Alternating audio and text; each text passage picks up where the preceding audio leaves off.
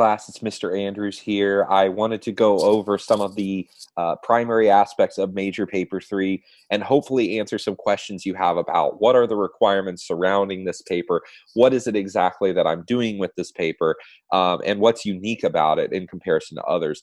Finally, I'm going to try to give you some steps to get started so that you have some concrete things that you can be doing between now and Wednesday to get started. Hopefully some of you, and I've already met with some of you, will be meeting with me today, and we can talk about where you're at in your process. Now, if you haven't yet, the one thing you really need to be doing before you even watch the rest of this video is you need to go back and you need to fill out that Google form about getting started with Major Paper 3. Now, in that one, there's a couple things that you're doing. The first one is you're choosing what text you're going to be analyzing. That is your primary text. It's the one you're focused on throughout the entire paper. The second thing you're doing is you're checking a perspective that you're going to focus on it through. And then finally, there's limited choices for that, by the way. And then finally, you're choosing a secondary text that you're going to bring into conversation with this other one. Now, I'm going to explain a little bit about this assignment and what you're going to be doing with those choices from here on out.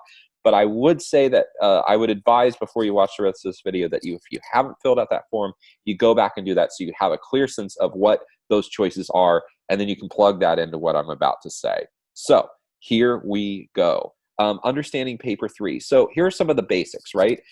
With this paper, what you're doing is you're writing an argumentative analysis, similar to what we've done with basically every paper in this course, right? You are providing a clear interpretive claim. Your thesis, your argument is an interpretation of some aspect or feature of the text.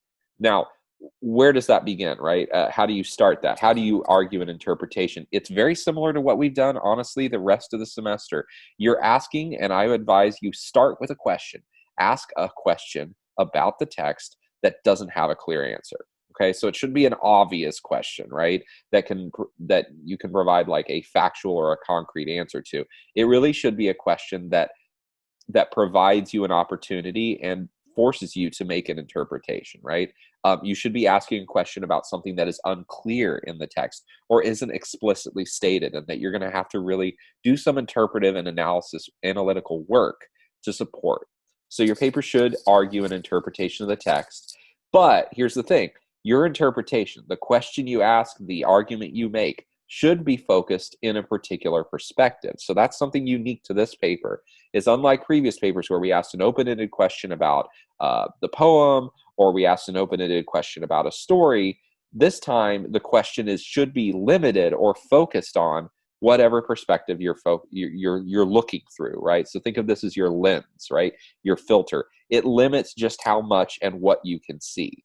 And so if you chose, for instance, a psychological approach, your question should be focused on the psychology of the story.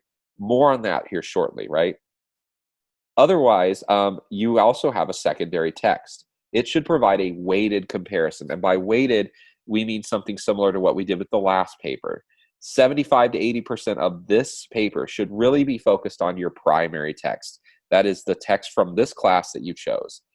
Whatever secondary text you chose, whether it was a movie or a text you read outside of class or another text from our class, that other text really is there just to be a talking point for the primary one. In other words, you should be focusing on making a comparison or a contrast between the two texts, but only for part of the paper and only to draw out features of that primary text. It's there as a talking point, right? It's not there as a second topic of discussion. It's there to help you shed light on things about the main text. It's all about the primary, guys. All right. Basic requirements, 4 to 6 pages for this guy. MLA format, double space, Times New Roman 12 point, all that basic stuff, right? Includes a works cited. You should include a works cited for both of the texts that you chose, okay? I don't think I need to go into what MLA format looks like. You guys, I'm going to trust, know how to do that. But there are some basic tools you can use like Purdue OWL to go and consult if you happen to forget some of the basic formatting things, because who knows? It's been a little while since we met, right? So after the basics, here's 3 steps that you need to consider, or 3 facts about the paper you need to consider before advancing forward, okay? And then I'm going to follow this with what your steps are. So the first fact to consider, it is a weighted comparison. So similar to the scale here in the background, the primary text should be weighing down the paper. Your primary text is just that. 75 to 80% of your paper should be focused on that, and your thesis should really concern itself with the primary text. Some of you may be wondering, do I need to like mention both of the texts in the thesis? No. In essence, the question you ask and the answer you offer, the interpretation or thesis that you argue, should be focused on that primary text. The secondary, it can come up at some point, but it need not even be mentioned in the intro unless you really want to. It is not your focus for the paper. The secondary text, in fact, right? It could be a film, any text you've read, it need not be from class, should be used to shed light on aspects or features of the primary. So as you can see, again, it's all about the primary. All right, so the second thing you need to know before you take the next steps is that perspective matters, okay? The kind of approach or lens you chose is really what should limit what kinds of questions you ask, right? It should limit the kinds of questions you ask in your paper. So before, you could kind of ask any sort of open-ended question, right? But in this particular case, the challenge here is that we are approaching a text with a particular paradigm in mind. So if you decide, for instance, that you want to read Song of Solomon, but you want to focus on race and ethnicity as a topic and as a paradigm, right? Or you want to focus on gender studies, right? The kind of question you're going to ask is going to have to pertain to that area. So one of the things you want to think about here is that as you get started analyzing the details of these texts and really digging in, again, by using either the method or notice focus or difference within similarity, I would use those to get started and to gather some details for your paper, right? But I would choose to do that after I've chosen my perspective. So what details you look for in your notice and focus or method, you really want to focus on the details that are, of course, going to relate to economics, if that's the approach you're taking, or psychology, if that's the approach you're taking, right? So have a perspective in mind and have chosen a perspective before you even get started with all of this data collection, because that's going to help you to focus your efforts in terms of what you're searching for. Now, the third thing is to focus your analysis through a question. Okay, so to begin, you should develop a question with no clear or ready answer. This is something we've done in the last two papers, so this isn't news, right? It should require you to make an interpretation. Okay, but what is new is that the question should pertain to issues raised by the perspective you chose. So I mentioned in the last slide that the details you'll choose to look at in your story, right, should have to do with the perspective you chose. Likewise, your thesis will do the same thing. So here's a good example, right? If I chose the text Song of Solomon, I'm definitely going to write about Song of Solomon. Love the book. Think it was great. I'm going to focus on it through, let's say, socioeconomic lens, right? So I chose that because I thought there's a lot of class and economic issues raised in the story in terms of like poor or rich, middle class wealthy, that kind of thing. So I'm going to ask, to what extent does Milkman's upbringing reveal the relationship between class and race in American society?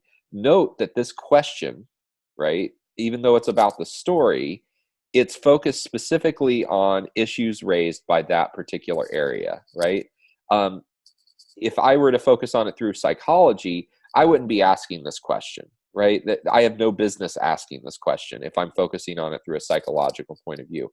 So the type of approach you choose really should limit the kinds of questions that you're asking. And it should limit your thinking in terms of the kinds of questions you ask. Now, this doesn't mean that we're exercising and limiting our thinking. We never want to do that. But this is an exercise in terms of realizing that every text, Song of Solomon included, right? There are a lot of different ways we could approach those texts, and those texts offer layers, right? It could be that Song of Solomon is about class and race, but it's also about the psychology of its characters, right? We're not arguing in this paper, in other words, that one of these approaches is like the best approach. That's not what you're doing here. Instead, you're simply offering one interpretation of the text by examining one layer of the text. So think about it this way. You're offering an analysis that simply focuses on one layer or aspect of it. we're not making the argument, and you shouldn't be, at least in this paper, that this is the only way to read it, right?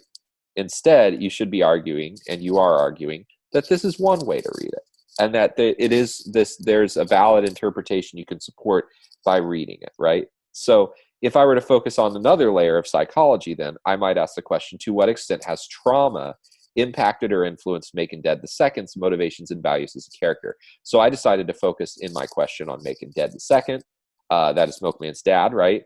And I'm going to focus specifically on how trauma seems to have impacted him as a character. That's a psychological lens, right? Again, I limited the kind of question I asked and the details I'm going to focus on to those that pertain to a psychological reading of the text. So for you, again, it starts by choosing a text, but it also starts by choosing a perspective, because then it really is going to help you in terms of thinking about what kinds of questions do I want to ask, or could I ask? That's going to give you a much more limited span, and hopefully it will help you to focus down the choices that you have as a question. Hopefully that will help to lead you in the direction of asking a question, as opposed to this sort of open-ended, like, I could ask any question, right? Instead, now you're just limited to psychological questions or economic questions. So what are the next steps? What should you be doing today to get yourself ready to draft, right? So my advice is that while you've chosen text and you've chosen a perspective, you should be today generating a driving question, okay? So start to think about that text that you chose in the first place, right? Why did you choose the perspective you did? What were some of the things that you think related to that perspective? With those in mind, you can begin to think about the open-ended questions you could ask, right? What are some of those that I could ask? And the process should be similar to what we did in previous papers. My recommendation, come up with a whole list of questions. Don't just try to write one perfect one and be done with it. Just allow yourself to just write a lot of questions, right? Try to, maybe just sit with a pencil and paper or an open Google document and just start typing questions, okay? It doesn't matter how dumb or small the questions are. Just keep writing questions and allow your mind to keep going. Once you have that list of questions, kind of examine it and look for the question that maybe offers the most potential in terms of being an open-ended argument, one that you're really going to have to need to support, and one that maybe, frankly, isn't obvious, right? Doesn't have an obvious answer. Once you have your question, then you can begin to use analysis strategies. These are those strategies from 131 that you're all familiar with, right? The method, notice focus, difference within similarity. Those strategies, you should begin using those strategies. And you can choose whatever tool works best for you, man, to begin compiling relevant details. So between now and Wednesday, my advice to you is maybe you're not drafting just yet, but you should have a lot of notes between now and next Wednesday. If you're in a place or it's part of your process that you'd like to get started drafting, more power to you. Please do. But I would say that your first steps between now and Wednesday really need to be to generate that driving question, okay? And if you want to, even between here, start thinking about a hypothesis. That is like a working thesis, a possible answer, a way you would maybe offer an answer now. Feel free to do that. But the next step then should be going back to the text and digging up those details, right? Using one of those strategies that are relevant to that question specifically, okay? So those are the two things that I would be doing.